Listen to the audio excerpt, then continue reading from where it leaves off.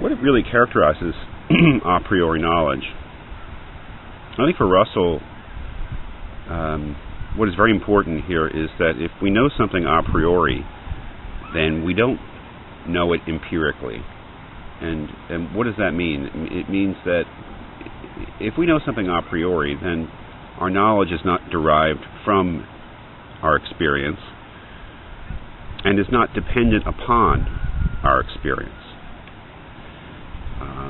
Let's look at something he calls an empirical generalization: all men are mortal. We think that we know that, and I'm sure that we do know that all men are mortal. But how do we know it? When we say that all men are mortal, we say that all men, all human beings, will die. That they die. And how do we know that? Well, we know it from past instances. We know that every human being who has ever existed has died, and we say that every human being, therefore, who will exist ever, who is a man or is human, will die. And it's an empirical generalization, and the validity or the truth of that generalization depends upon experience, in the sense that it's based upon past experience, past instances of human beings dying. And it could also be disproved by future instances. That is, if we ever came across a human being who we could determine will not die, then it would disprove our empirical generalization. So we could say that our empirical knowledge, the generalizations at least that we make on the basis of our experience, both depend upon experience for their truth, and that is, they can be backed up, proven to whatever extent they can be proven by reference to experience, and that they can also be disproven if a future experience contradicts them. Well, a priori knowledge is not like that. The idea of a priori knowledge is that it's not derived from experience. That is, that even though it's stimulated by or prompted by, that is, we are prompted to reflect upon our a priori knowledge because of experience, it's not derived from experience. And also that it could not be disproved by experience. Now, if we go back again, I hate to keep going back to the previous chapter, but if we go back to the chapter on general principles, Russell has claimed that all our mathematical knowledge is a priori. That is, our mathematical knowledge is not based upon experience. He says, again, in the last chapter, the fact is that in simple mathematical judgments, such as 2 and 2 are 4, and also in many judgments of logic, we can know the general proposition without inferring it from instances, although some instance is usually necessary to make clear to us what the general proposition means. Let's think of simple proposition in mathematics: 2 plus 2 equals 4. Now, we believe we know that as a general principle, that 2 plus 2 equals 4. Well, how do we know it? What Russell is denying is that we know it because of past instances of adding 2 and 2 together and getting 4. That is, our knowledge is not dependent upon any of those past instances. That we add 2 and 2 and get 4, and what we realize is that is a general rule or a general truth of reality, that 2 and 2 makes 4, and its truth is not dependent upon any instance of adding two things together, and also that it's absolutely unthinkable that in the future it could be disproved by any instance. That is, it's unthinkable that we could add 2 and 2 together and not get 4. So in that way, it's very different from the things that we know through experience.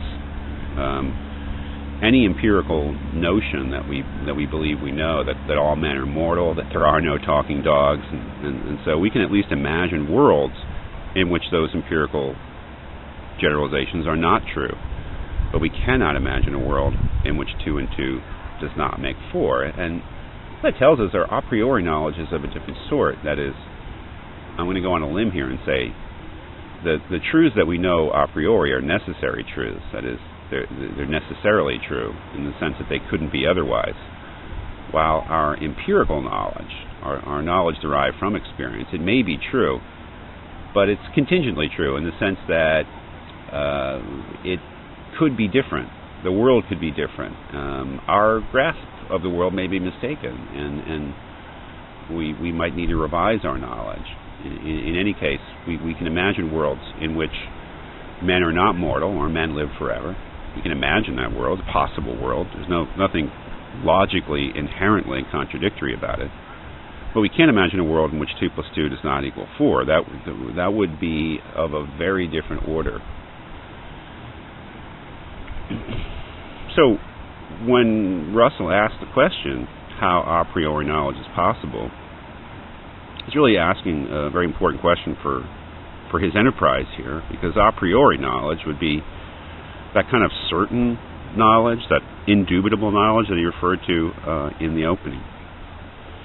Now, in a certain way, as he begins this chapter, we already do have a priori knowledge, but it's trivial. He says toward the beginning, before the time of Kant, it was generally held that whatever knowledge was a priori must be analytic. What this word means will be best illustrated by examples. If I say a bald man is a man, a plain figure is a figure, a bad poet is a poet, I make a purely analytic judgment. The subject spoken about is given as having at least 2 properties, of which one is singled out to be asserted of it. Such propositions as the above are trivial and would never be enunciated in real life, except by an orator preparing the way for a piece of sophistry. I don't know what he's getting at there. They're called analytic because the predicate is obtained by merely analyzing the subject. That is, say that we know that there are bald men. Well, we also know, therefore, that all bald men are men. Say that we know that there are bad poets. We also know that all bad poets are poets. That is, we have a certain type of a priori knowledge. That is, we don't need to look out into the world through experience, any further experience, to know that all bald men are men. We know it prior to any further experience because we see that the predicate is a man, is contained within the subject, a bald man. So all we're really doing is analyzing the subject of the sentence, a bald man or a bad poet, and isolating one of the predicates that's contained within the subject, one of the features that's contained within the subject. So if I say the number 2 is a number, all I'm doing is articulating, spelling out something that's already contained within the subject of my statement, and that my knowledge, therefore, of the fact that a bald man is a man or a bad poet is a poet is analytic in the sense that the thing that I'm saying as being true is contained within the subject. It's also a priori in the sense that I do not learn that a bald man is a man from further experience of bald men. I just know that if there is a bald man, that he's also a man. So what Russell is interested in here, though, is not the sort of trivial fact that we have a priori analytic knowledge. The question is, do we have any a priori knowledge that is not analytic and not trivial like that? That is, do we have a priori knowledge of the world that actually gives us information about the world that is not really trivial in the sense that, if I know that there are bald men, I also know that they are men.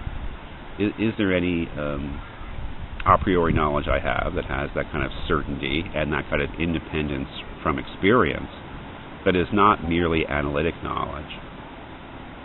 Well, that's the big question. That was Kant's big question, and that is Russell's big question, and that's what we have to ask.